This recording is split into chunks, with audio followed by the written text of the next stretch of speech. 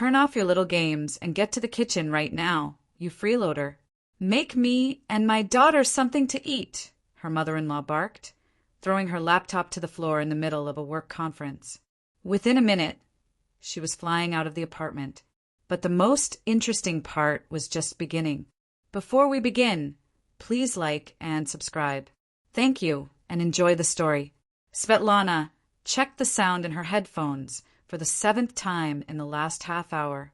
Her heart was pounding like a schoolgirl's before an exam, even though she was 32 years old with a solid career as an IT consultant. Today's video conference could change everything. 3 potential investors from Germany, representatives of a major European corporation, were ready to invest $2 million in her startup. The desk in her home office was perfectly organized. A brand new professional laptop costing $3,500 occupied the center. Connected to it were an expensive camera, a professional microphone, and special lighting. Every detail had been thought through. The presentation had been rehearsed countless times. Svetlana wore a strict gray suit and pulled her hair into an elegant bun. In the mirror reflected a confident businesswoman ready to conquer the international market. For the past 6 months, she had practically lived at home, working on innovative software for automating logistics processes. Her development could revolutionize the entire industry. The German partners had already seen the demo version and were impressed. All that remained was to finalize the funding agreement. The apartment on Michigan Avenue had come to Svetlana from her grandmother, a 3-bedroom with high ceilings and large windows in downtown Chicago. It had become the perfect place for a home office. Her husband Alex worked at a bank and often stayed late, so during the day there was working silence at home. Exactly the kind of environment needed to create a serious project. The conference was scheduled to start at 2 p.m. Chicago time. At 1:30 p.m., Svetlana conducted a final check of all systems. The internet connection was stable, the camera showed a clear image, sound transmitted without interference. The screen displayed her presentation with detailed diagrams and financial calculations. Her phone vibrated, a message from her German colleagues, ready to start the meeting. Looking forward to your presentation. Adrenaline was off the charts. Never before in her life had Svetlana been so close to realizing her dream of her own technology business. At 1:45 p.m., she heard the familiar sound of keys in the lock. Strange. Alex wasn't supposed to be back until evening. Maybe he forgot something important. Svetlana decided not to get distracted. 15 minutes remained until the conference started, and she needed to focus on the final material check. The front door slammed with such force that the windows shook. Then came voices, female, loud, clearly displeased. Svetlana recognized them instantly and went cold. Valentina Kruger, her mother-in-law, and her daughter Joanna. They appeared at the most inopportune moment, as always. Valentina was 63 years old, but looked 50, well-groomed with a short haircut and impeccable makeup. She was accustomed to commanding everyone around her. She had worked 30 years as a high school principal and couldn't get rid of the habit of lecturing those around her. Joanna, her 35-year-old daughter, was a copy of her mother in her youth, equally domineering and uncompromising. "Svetlana, where are you hiding?" came a loud shout from the hallway. Her heart sank. 12 minutes until the conference. Svetlana quickly closed the office door and turned the key. Maybe she could conduct the meeting unnoticed and then deal with the unexpected guests. "We know you're home," Valentina continued. "Your car is in the driveway." The sound of footsteps approached the office. Svetlana launched the video conference program and waited for the German partners to connect. Her hands trembled slightly from nervous tension. "What nonsense is this?" Valentina rattled the locked door handle. "Why did you lock yourself in? We're family after all." At 1:58 p.m., the faces of 3 serious German businessmen appeared on the screen. Horstmuller, the lead investor, smiled and greeted Svetlana in English. The most important meeting of her life had begun. Welcome to the presentation of an innovative logistics solution, Svetlana began, trying to sound confident. Behind the door, the noise continued. Valentina clearly wasn't planning to leave and demanded immediate attention. Joanna agreed with her mother and was also outraged about the closed door. Our software can reduce logistics costs by 30%. Svetlana continued her presentation, hoping the microphone wasn't picking up extraneous sounds. Horst Muller carefully studied the diagrams on the screen. His colleagues took notes. Everything was going according to plan, despite the commotion behind the door. Svetlana, could you show us a practical application of your algorithm? One of the Germans asked. Of course, I'll now demonstrate the working version of the program. At that moment, the knocking on the door became especially insistent. Valentina was clearly losing patience. Open immediately. We have urgent business. Svetlana tried to focus on the laptop screen. The demo program was loading slower than usual. The German partners waited patiently, but time was passing. Sorry for the slight delay. The system is processing a large amount of data, she explained to the investors. Horst nodded understandingly. In the world of high technology, such moments happened regularly. Behind the door, the conversation was getting louder. Valentina had switched to raised tones and demanded explanations. Joanna added fuel to the fire, outraged by the disrespect to elders. The program finally loaded. Svetlana began showing how her innovative development worked. The algorithm analyzed transport routes and proposed optimal solutions. The Germans were clearly impressed with the results. Stunning work, Horst noted. We see huge potential for the European market. Svetlana's heart beat faster. It seemed the deal was almost sealed. All that remained was to discuss the final details of funding. Suddenly the program froze. The screen went dark for a few seconds. Then a blue screen appeared with an error message. This had never happened during testing. Technical problems? The German investor asked understandingly.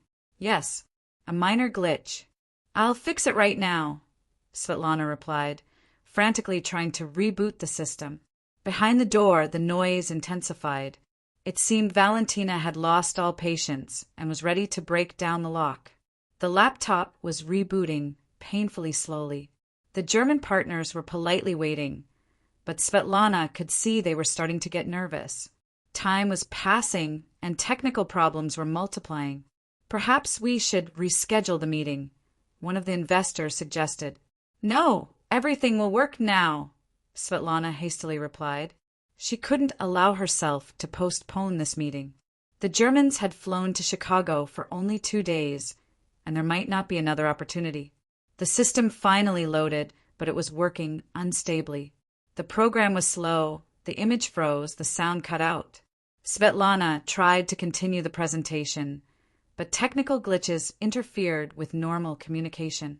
We're having connection problems, Horst stated, looking at the frozen image. At this critical moment, the knocking on the door became simply deafening. Valentina was pounding with her fist and shouting nonstop. Enough of this circus! We're not going to stand in the hallway. Svetlana understood that it was impossible to continue. Technical problems were being compounded by external interference. The German investors were clearly unhappy with the connection quality. I'm sorry, I need to resolve an urgent problem. Can we continue in 15 minutes? She asked the partners. Horst exchanged glances with his colleagues. Their faces expressed growing dissatisfaction. Okay, we'll wait 15 minutes, but that's the maximum we can afford. The connection was interrupted. Svetlana was left alone with technical problems and enraged relatives behind the door. The situation was getting out of control with each passing second. She tried to reboot all systems again, but the laptop was working worse and worse. It seemed a serious operating system failure had occurred. Recovery could take not 15 minutes, but several hours. Svetlana! Valentina was almost shouting now. Open the door immediately. Joanna's voice joined her. We're not going to wait any longer. We have business too. Svetlana realized that conducting a conference under such conditions was impossible. She needed to urgently resolve the problem with equipment and calm down the relatives. The multi-million-dollar deal hung by a thread. She sent the German partners a message with an apology and a request to postpone the meeting. The response came almost instantly. The investors were disappointed with the technical problems and suggested postponing negotiations until all circumstances were clarified. 2 years of work on the project could disappear because of one unsuccessful day. Svetlana felt all her plans and hopes collapsing. Valentina, meanwhile, didn't let up. The knocking on the door became rhythmic and demanding. Joanna joined her mother, and now they were acting together. "We know you're sitting there," the mother-in-law shouted. "Stop hiding." Svetlana tried once more to launch the system, but the result was the same. The equipment refused to work normally. Professional equipment worth several $1,000s was behaving like a cheap tablet. She realized she would have to open the door and deal with the relatives. Then she could focus on restoring the equipment and trying to save negotiations with the Germans. The key turned in the lock. Valentina and Joanna burst into the office like stormtroopers. "Finally!" the mother-in-law exclaimed indignantly. "What kind of manners is this, locking yourself away from family?" Both women looked extremely irritated. Valentina was dressed in a brown coat and held a large bag. Joanna, in a bright red jacket, also didn't look friendly. "I had an important work meeting," Svetlana tried to explain. "A meeting," Valentina snorted, scanning the office with her eyes. "Who's the meeting with? No one's here."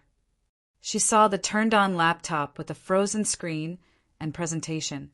"Oh, your computer games," the mother-in-law dismissively remarked. "Just wasting time." Joanna came closer and looked at the screen. "Mom's right. She sits all day messing around on the internet, and there's no use." Svetlana felt herself boiling inside. These two women had no idea about the seriousness of her work. "This is an international business negotiation worth $2 million, she said firmly. Valentina laughed. $2 million. Well, you're quite the fantasizer. Who would give you that kind of money? German investors are interested in my development, Svetlana replied, trying to stay calm. Germans, I see, Joanna said skeptically. Where are they, these Germans? Why can't we see them? It's a video conference. I had to interrupt the meeting due to technical problems. Valentina contemptuously shook her head. Exactly. Problems, yes, problems, but no real work. She bought a bunch of expensive junk and it's all useless. She should get a normal job instead. Joanna nodded in agreement. Mom's right. You need to go to an office, interact with people, not sit at home with a computer. Svetlana felt her patience running out. The $2 million investment could disappear because of this conversation.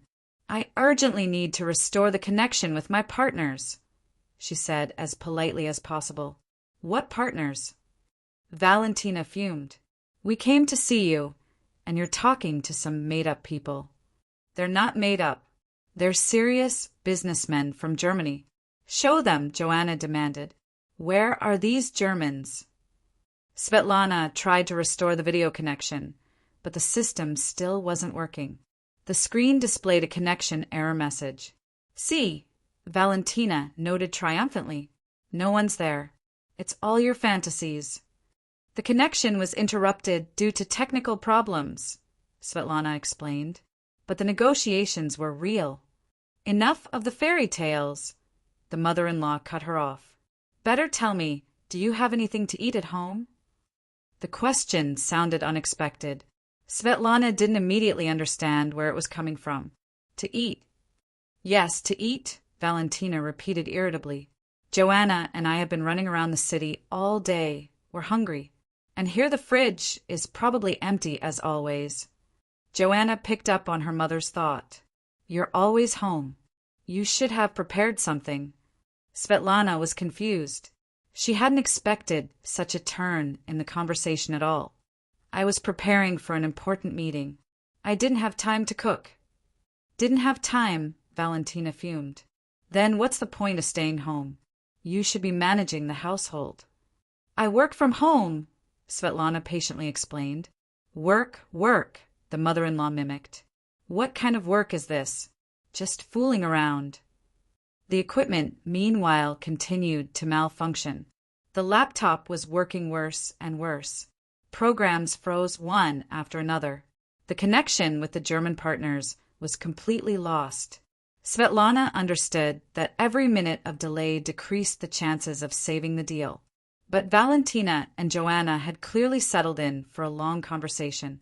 All right, let's go to the kitchen, the mother-in-law decided. Let's see what you have in the fridge. She headed for the door, but Svetlana blocked her way. Wait, I really need to restore the connection. Connect with whom? Valentina got angry. It's all your fabrications. Let's go to the kitchen. Joanna supported her mother. Stop playing the businesswoman. Better do something useful.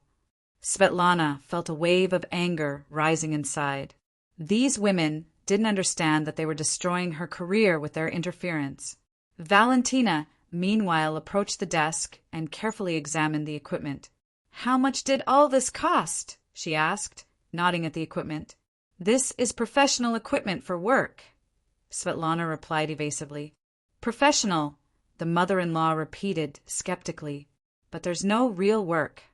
She picked up the expensive microphone and turned it in her hands. Why buy such things? Money down the drain.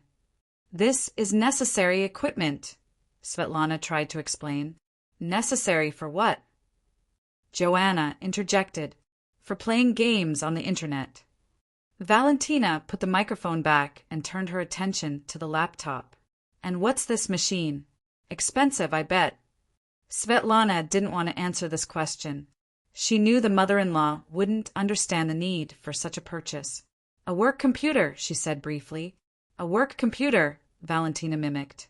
What kind of work needs such an expensive computer? Software development requires powerful equipment. Joanna snorted. Software development. They've made up such fancy words, but it's all nonsense. Valentina nodded in agreement. You're right, dear. All these trendy words, but no real use. She looked at the laptop screen again. And what's so smart about this? Some pictures, diagrams. A child could draw better. Svetlana clenched her fists. These women were incapable of understanding the complexity of her development. This is an innovative solution for the logistics industry, she said through gritted teeth. Logistics industry, Valentina laughed. Do you even know what that means? Of course I know. I'm a specialist in this field. A specialist, the mother-in-law said skeptically. And what degree do you have? Svetlana had graduated from a technical university with honors, but explaining this was pointless. I have a degree in information technology. Information technology, Joanna repeated. And where do you work? At what company? I work for myself. I'm running my own project. Valentina snorted contemptuously. Exactly. You work for yourself, which means you don't work anywhere. She approached the laptop closer and began examining the screen.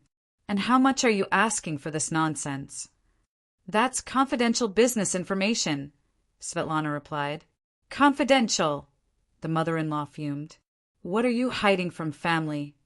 Joanna supported her mother. That's right, Mom. Family should know what a person does. Valentina, meanwhile, continued studying the screen contents. And do these Germans really exist? Or did you make them up too? They exist. I've been corresponding with them for 6 months. Corresponding, the mother-in-law said skeptically. Maybe they're scammers. Svetlana felt her patience was completely running out. The conversation was going nowhere, and the equipment still wasn't working. Please, let me restore the connection, she asked. This is really important. What's important? Valentina wouldn't let up. Chatting with strangers through a computer? These are business negotiations. What negotiations? Joanna interjected. We can't see anyone. She pointed at the empty video conference screen. The connection was interrupted, but the partners are waiting to continue the meeting. Partners, Valentina mimicked. Show us these partners. Svetlana tried to restore the connection, but the system was producing error after error. The equipment wasn't working. See, the mother-in-law noted triumphantly. Nothing works, and a lot of money was spent. Joanna nodded. Better to have spent it on something useful. Valentina walked around the desk and critically examined all the equipment. And all this for talking through the internet. What wastefulness. This is a professional studio for video communications, Svetlana explained. A studio, the mother-in-law laughed. She has a studio. So are you an artist or a director? Quality equipment is needed for business meetings. Business, Valentina repeated skeptically. And what business is that? You can't explain properly. Svetlana realized further explanation was useless. These women would never understand the essence of her work. I urgently need to resolve technical problems, she said decisively. What problems? Valentina fumed. We came to visit you, and you're fiddling with your machines. These aren't machines, they're serious business equipment. Serious? Joanna snorted. There's nothing serious here. Expensive toys. Valentina walked to the window and looked out at the courtyard. It's nice here, of course. Quiet, peaceful. You can do nothing all day. I work from home. I'm not doing nothing. You work, the mother-in-law said dismissively. Where are the results? Where's the salary? I receive income from projects. What income? Joanna was interested. How much do you make a month? Svetlana didn't want to discuss financial matters. Freelance income was irregular, but generally good. That's my personal business, she replied. Personal business? Valentina fumed. Doesn't the family have a right to know? Alex knows about my income. Alex knows, but his mother doesn't, the mother-in-law took offense. The conversation was taking an increasingly absurd turn. Svetlana understood she needed to urgently end this discussion. I really do have urgent work. Could you come at another time? Valentina sharply turned from the window. Her face reddened with indignation. Another time? When is this other time? We came specifically to see you. Joanna picked up on her mother's indignation. That's right. What Mom says. You can't treat relatives like this. Svetlana tried to launch a backup communication system through a tablet, but there were problems there too. The internet was working intermittently. Signal quality left much to be desired. See, your gadgets are acting up again, Valentina noted sarcastically. And how much money was spent? A notification from the German partners flashed on the tablet screen. They wrote that they were forced to postpone the meeting until tomorrow due to technical problems on the American side. Svetlana's heart sank. Tomorrow Horst and his team were flying back to Germany. What happened? Joanna asked, noticing the changed expression on Svetlana's face. The partners are postponing the meeting, she said quietly. What partners? Valentina wouldn't let up. It's all your fantasies. Svetlana showed the tablet screen with the message in English. Here, read it yourself. The mother-in-law looked contemptuously at the text. And what does it say? Anyone can write in a foreign language. This is a message from German investors. Investors, Joanna said skeptically. Maybe it's your friends playing a prank. Svetlana felt real rage rising inside. 2 years of work on the project could be lost because of this visit. Valentina, meanwhile, headed for the office exit. All right, enough of this nonsense. Let's go to the kitchen, eat normally. I don't have time to cook, Svetlana said sharply. You don't have time, the mother-in-law was amazed. You're always home. You should be managing the household. I work from home. Work, work, Valentina waved her hand. What kind of work is this? Just fooling around. She left the office and headed to the kitchen. Joanna followed her mother. Svetlana was left alone with non-working equipment and a growing sense of hopelessness. Another message came on the tablet. Horst wrote that the company was disappointed with the technical problems and was considering working with other developers. Svetlana felt the ground slipping from under her feet. From the kitchen came the sounds of opening cabinets and dissatisfied exclamations. "Look at that! The fridge is almost empty," Valentina shouted. She should be a housewife. "Mom, there's nothing decent here," Joanna echoed. "Just frozen dinners." Svetlana tried once more to contact the German partners, but the tablet had completely frozen. The technical catastrophe was taking on an ever more massive scale. "Svetlana!" Valentina called from the kitchen. "Come here, we'll decide what to cook." "I can't right now," Svetlana shouted back. "You can't," the mother-in-law fumed. "Then who can? Are we supposed to cook ourselves?" Svetlana tried to reboot the main laptop, but the system wasn't responding. The expensive equipment had turned into useless scrap metal. Valentina appeared in the office doorway with a displeased look. "What are you rummaging around there for?" "We're hungry, by the way." "I have serious technical problems," Svetlana explained. Problems, the mother-in-law brushed her off. "Aren't people more important than your gadgets?" "These gadgets cost several $1,000s. Valentina smirked. "Several thousand for this nonsense." She approached the desk and contemptuously glanced at the equipment. "Who pays that kind of money for toys?" "This is professional equipment for serious work." "Serious?" the mother-in-law mimicked. "Where are the results of this serious work?" At that moment, the connection was unexpectedly restored on the tablet. The video conference image appeared on the screen. Horst and two other German businessmen were waiting to continue the meeting. "Svetlana, we're ready to continue the presentation," the lead investor said in English. Svetlana quickly turned on the microphone. "Sorry for the delay. We had technical problems." Valentina heard the foreign speech and became interested in what was happening. "Who's that?" she asked, pointing at the screen. "Quiet, please," Svetlana whispered. "These are those German investors." The mother-in-law looked skeptically at the image of three serious men in business suits. "So they're really Germans?" "Yes, really. Now, please be quiet." Horst, meanwhile, continued speaking. "We would like to see a demonstration of your software product." Svetlana frantically tried to launch the presentation on the tablet, but the image quality was poor. "Just 1 minute," she asked. Valentina wouldn't let up. "What are they saying?" "Translate." "They want to see my program," Svetlana whispered. "What program?" "The one I've been working on for 2 years." The demonstration finally launched, but the image was blurry and the sound was breaking up. The German partners were frowning, looking at the screen. "We have connection quality problems," Horst stated. At that moment, Joanna entered the office.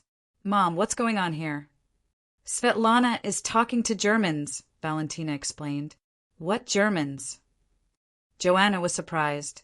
"Quiet," Svetlana begged, but her voice already sounded nervous, and the German partners noticed it. "Svetlana, is everything all right?" one of the investors asked. "Yes, everything's fine," she lied. Valentina, meanwhile, was carefully studying the screen. "Why are they sitting there in suits? Are they actors or something?" "These are serious businessmen," Svetlana said through gritted teeth. "Businessmen," the mother-in-law said distrustfully. "How do you know them?" The Germans continued waiting for the presentation to continue, but the equipment was working terribly. The program froze, the image broke up, the sound was distorted. "Perhaps we should postpone the meeting until tomorrow," Horst suggested. "No, everything will work," Svetlana hastily replied. She was desperately trying to fix the equipment, but the result remained deplorable. Valentina, meanwhile, had come even closer to the screen. "How much are they paying you, these Germans?" "Mom, don't interfere," Svetlana asked. Don't interfere, don't interfere, the mother-in-law mimicked. Aren't we family? Joanna supported her mother. That's right, Mom. Family should know everything. Horst, meanwhile, was beginning to show signs of impatience. Svetlana, we're limited on time. If the technical problem isn't being resolved, we'll have to postpone the meeting. Everything will be fixed now, Svetlana assured him, though she understood the situation was catastrophic. Valentina heard the worried notes in her daughter-in-law's voice. Something's not going well with your Germans. Everything's going normally, Svetlana lied. Doesn't look like it, Joanna noted. You can see there are problems. The equipment completely gave up. The image froze, the sound disappeared. The program stopped responding. Connection lost, Horst announced. The screen went dark. Svetlana sat in front of the empty monitor. $2 million in investment had evaporated like smoke. Well, your Germans are finished. Valentina asked sarcastically. The connection was interrupted for technical reasons, Svetlana said quietly. For technical reasons, the mother-in-law mimicked. Maybe they never existed at all. They existed. You saw them yourself. I saw, Valentina agreed. But who said they're real investors? Could be actors. Joanna nodded. Mom's right. You can find anything on the internet now. They could have been faked. Svetlana felt her head spinning from rage and despair. They were real investors with real money. Real money, Valentina repeated skeptically. Where's this money? Can you show it? The money was supposed to come after signing the contract. After signing, the mother-in-law drawled. And where's the contract? Also on the internet. Svetlana realized explaining anything was useless. These women would never believe in the seriousness of her work. Valentina, meanwhile, had completely lost patience. Enough of this nonsense. We came to eat, not to watch your computer games. These aren't games, Svetlana exploded. Not games, the mother-in-law fumed.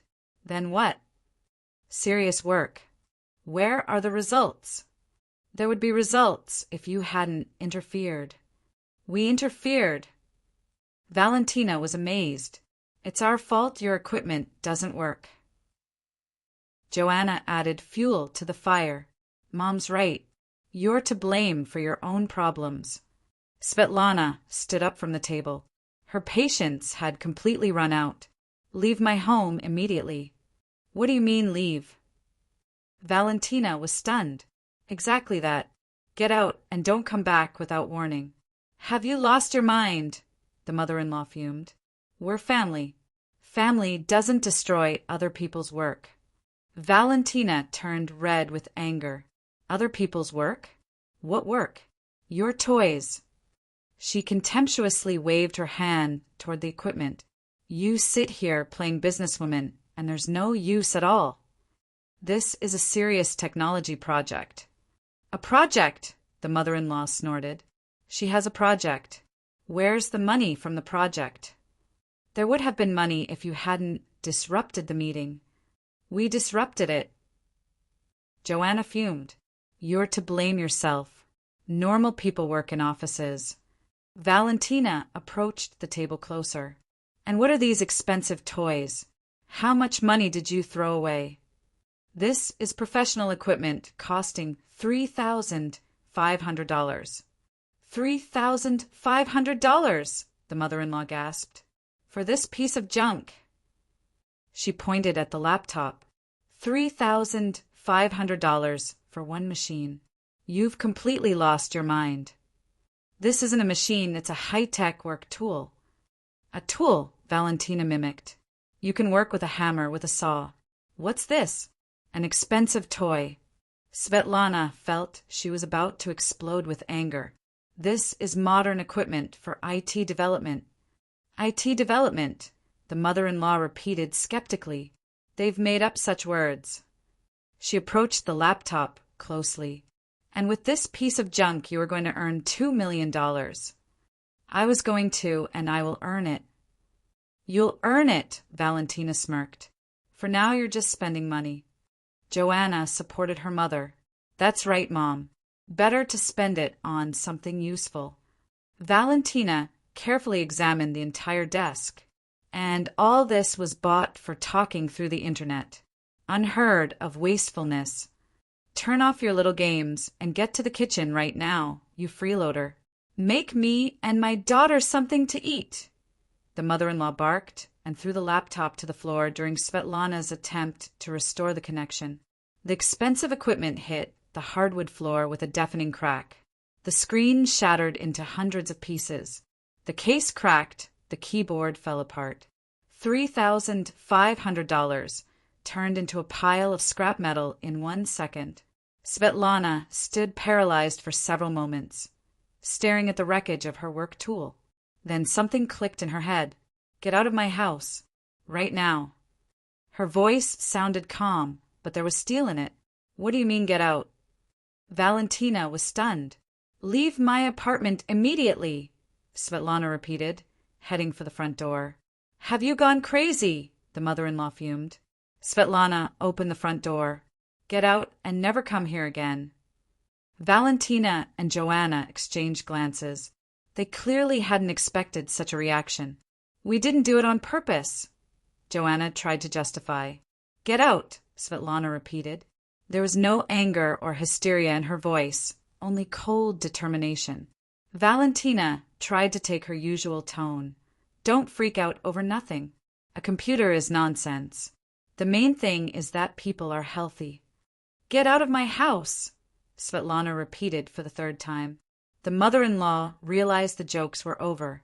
She grabbed her bag and headed for the exit, muttering something under her breath about ingratitude and bad manners. Joanna followed her mother, turning as she walked. You'll regret this. The door slammed shut. Within a minute after that, they flew out of the apartment. Svetlana was left alone with the broken laptop and ruined plans. And the most interesting part was just beginning. She approached the wreckage and carefully examined it. The damage was catastrophic. The equipment was beyond repair. But lying on the floor weren't just pieces of the laptop. As it fell, it had pulled down the professional camera worth $800. The lens had cracked, the body was deformed. The expensive microphone had also been damaged. Svetlana took out her phone and began photographing the scene. Every shard, every detail had to be documented. Then she remembered the video conference. What if the German partners had witnessed the incident? The connection hadn't been cut off immediately. Maybe the camera had transmitted the image of the falling laptop. She turned on her tablet and checked the video call recordings. The system automatically saved fragments of all conferences. And indeed, in the last recording, you could see Valentina grabbing the laptop and hurling it to the floor. The German partners had become unwitting witnesses to the incident. This changed everything. Now, Svetlana had not only photos of the damage, but also a video recording of the incident itself, with foreign witnesses involved. The phone rang. It was Horst. Svetlana, what happened? We saw someone break your computer. It was my mother-in-law. She destroyed work equipment worth several $1,000s. My God, what will happen to the project now? I'll restore the equipment and continue working. If you need help documenting the incident for the insurance company or court, our legal department is ready to provide witness testimony. Svetlana didn't immediately understand the meaning of the offer. For court? Yes. If you're going to recover damages from the responsible party, our lawyers can help. We have video recording of the incident and testimony from 3 people. The idea of legal proceedings hadn't occurred to Svetlana before, but now it seemed quite reasonable. Thank you for the offer. I'll think about it. We'll send you copies of the video recordings and written statements. This will help in court. After finishing the conversation, Svetlana examined the broken equipment once more. The total damage amounted to about $5,000. This wasn't just money, it was the tools for earning income. She opened the internet and began studying issues of recovering material damages. The law was on her side. Valentina had intentionally destroyed someone else's property, and this had to result in liability. By evening, Svetlana had a plan of action ready. Tomorrow she would file a police report, then go to court with a lawsuit for damages. The German partners would provide witness testimony and video recordings. Valentina didn't even suspect that her impulsive act would have serious legal consequences. $3,500 for the laptop, plus the cost of additional equipment, moral damages, and lost profits from the failed deal. The total amount of the claim could be $10,000. Svetlana realized that Valentina would learn to respect other people's property the most painful way, through her wallet. The next morning, Svetlana went to the police station with a folder of documents and a flash drive with a video recording. Detective Andrew Wilson listened to her statement with professional interest. "Intentional destruction of property," he stated, looking through photos of the damage. "The cost of the damaged equipment is $3,500 for the laptop, $800 for the camera, $500 for the microphone, plus lost programs and data." The detective carefully studied the video recording of the incident. The image quality made it possible to clearly see the moment when Valentina threw the laptop to the floor. "Do you have witnesses?" 3 German businessmen saw the incident through video link. "They're ready to give statements." Wilson nodded. "The case is clear. We'll open a criminal case under criminal damage to property. Can you file a civil lawsuit for damages?" Svetlana left the station with a copy of the filed report. The next step was a visit to a lawyer. Attorney Marina Belkin specialized in property disputes. After listening to Svetlana's story, she confidently stated, "The case is winnable. We have video recording, statements from foreign witnesses, documents for the damaged equipment. The defendant won't be able to deny causing the damage. How much can I realistically recover?" "The cost of the equipment, plus moral damages and lost profits from the failed deal. We can claim $10,000. The court will partially grant the claim, but you'll definitely get $5,000 to $7,000. Svetlana signed an agreement for legal services. Belkin promised to prepare the complaint within a week. Svetlana returned home with a sense that she had chosen the right path. Valentina had to be held accountable for her actions. Alex met his wife with questions about the broken equipment. Svetlana told him about the incident, hiding no details. "Mom really did that?" her husband asked incredulously. "I have video recording." Alex watched the recording and turned pale. His mother had indeed thrown an expensive laptop to the floor in a fit of rage. It was an accident. She didn't mean to. "An accident, Alex?" She yelled, "Turn off your games," and deliberately threw the equipment on the floor. Her husband was silently confused. Defending his mother after watching the video was difficult. "What now?" "I filed a police report, and I'm preparing a lawsuit." "A lawsuit?" Alex was horrified. "Svetlana, it's Mom. It's family after all." "Family doesn't destroy another person's source of income. But can't we settle this somehow? Work it out peacefully." "I'm ready for a peaceful settlement. Let her voluntarily compensate for the damage." Alex promised to talk to his mother about compensation. Svetlana didn't particularly believe in the success of negotiations, but decided to give family diplomacy a chance. 3 days later, Alex returned from negotiations gloomier than a thundercloud.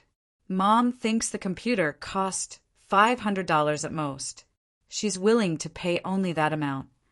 $500 for a professional laptop with licensed software. She says all computers are roughly the same, and you're deliberately inflating the price." Svetlana snorted. "Then we'll sort it out in court." Alex tried once more to persuade his wife, but she was adamant. $3,500 wasn't a sum that could simply be written off. Attorney Belkin filed the complaint with Cook County Circuit Court. The claim amount was $8,000, $4,800 for damaged equipment, $2,000 for moral damages, $1,000 $200 for lost profits. Valentina received the summons with shock. She immediately called Alex. "Your wife has completely lost her mind. She's suing me. Mom, you broke her work equipment." Equipment? An old piece of junk, and she wants $8,000 for it. Alex tried to explain to his mother the seriousness of the situation, but she didn't want to listen to anything. "I won't give any money. Let her prove first that this junk cost that much."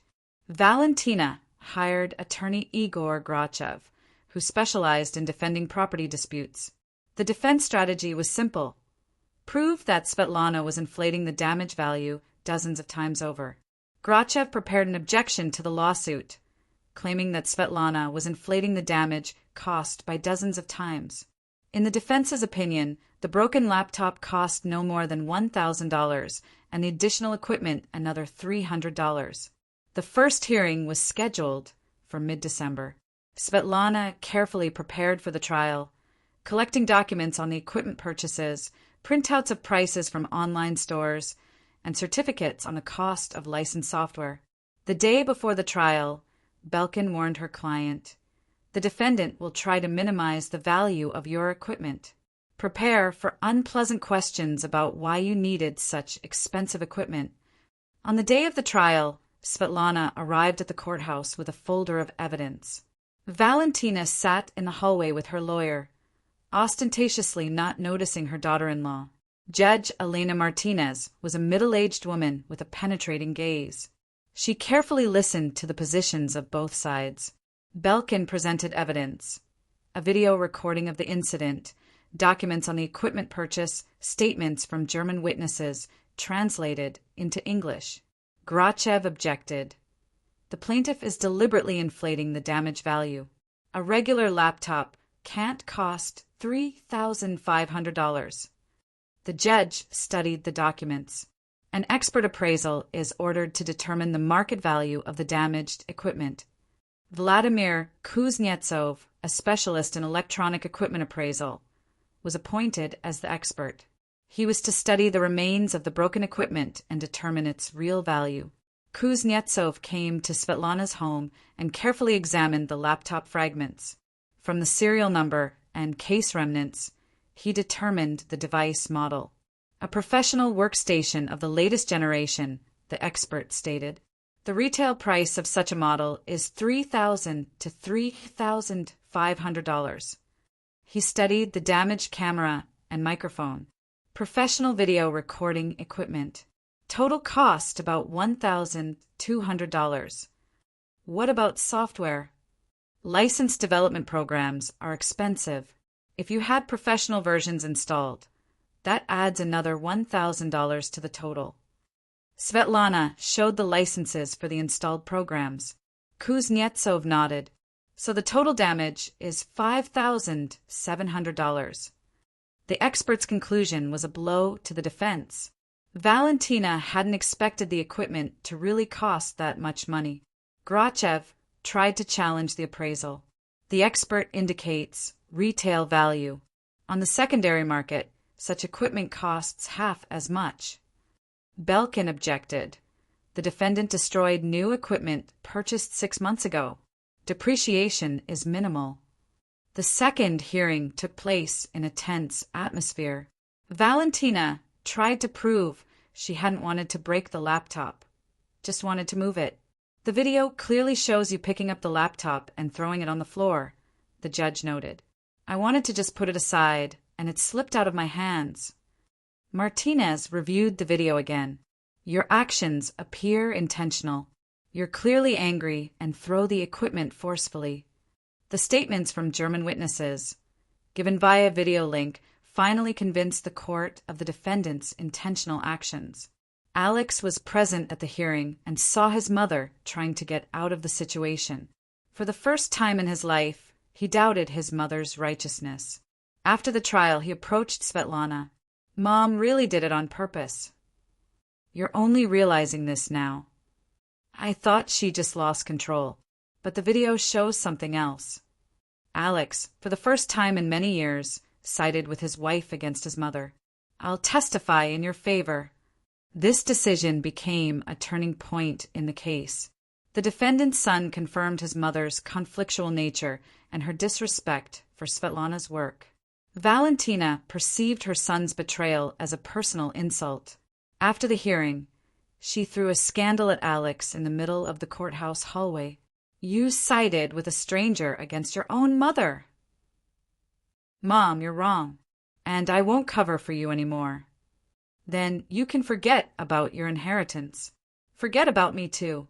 Joanna supported her mother. "That's right, Mom. A traitor doesn't deserve relatives." The family split became irreversible.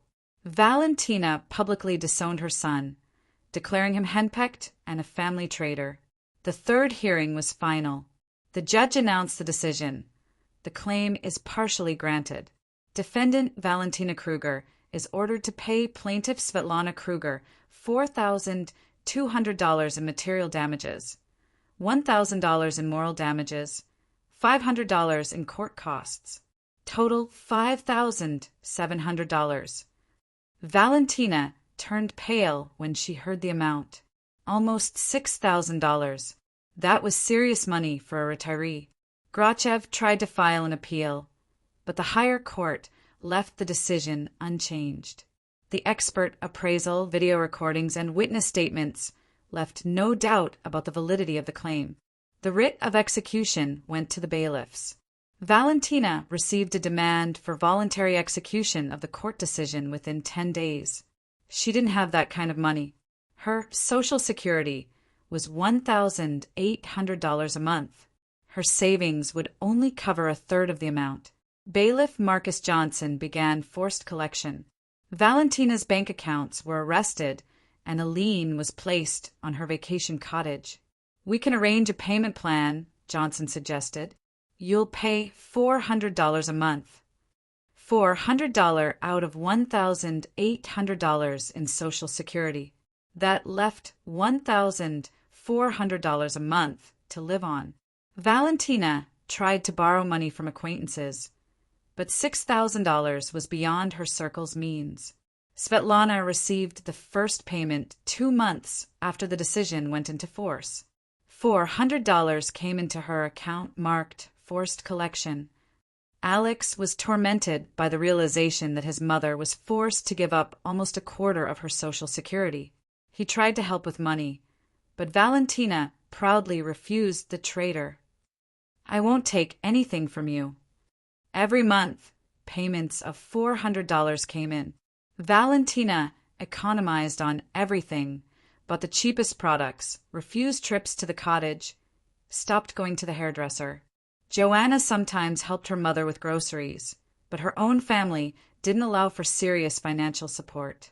After 6 months of payments, Valentina had aged several years. Stress and financial difficulties had affected her health. She began complaining of heart problems and high blood pressure. Alex worried about his mother, but she categorically refused to restore relations.